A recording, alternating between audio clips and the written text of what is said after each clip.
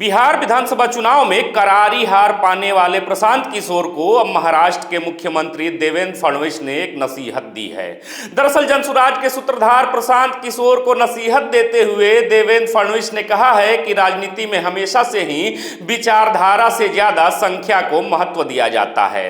अर्थात यूं कहें तो लोकतंत्र को चलाने के दो ही तरीके हैं, एक तरीका विचारधारा और दूसरा नंबर है, क्योंकि आप बिना नंबर के विचारधारा को आगे नहीं बढ़ा सकते। शायद यही गलती प्रशांत किशोर को बिहार चुनाव में ले डूबी, क्योंकि बिहार में प्रशांत किशोर ने विचारधारा के बारे में खूब बात की, लेकिन एक भी सीट हासिल नहीं कर पाए। ऐसे में पीके को राजनीति में व्यवहारिक होना होगा, प्रासंगिक होना होगा। अतः इसके लिए जरूरी है कि आपके पास कोई नंबर हो। अब यहां नंबर से देवेंद्र फडणवीस का आशय है विधायकों, सांसदों या अन्य जनप्रतिनिधियों की संख्या से।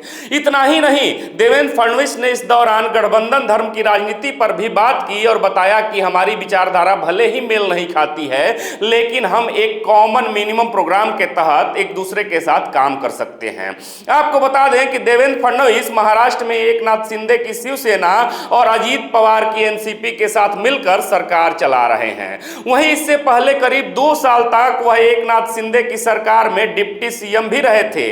इतना ही नहीं, देवेंद्र फडणवीस 5 सालों तक यानी 2014 से 2019 तक गठबंधन सरकार के पूरे 5 साल के मुख्यमंत्री भी रहे थे।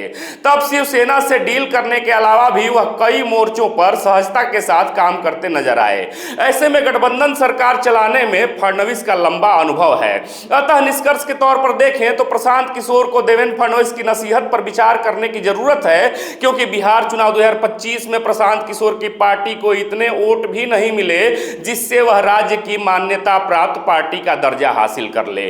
दरअसल नियम के अनुसार किसी पार्टी को चुनाव में यदि 6% वोट मिलते हैं तभी उसे मान्यता प्राप्त पार्टी का स्टेटस मिलता है, दर्जा मिलता है।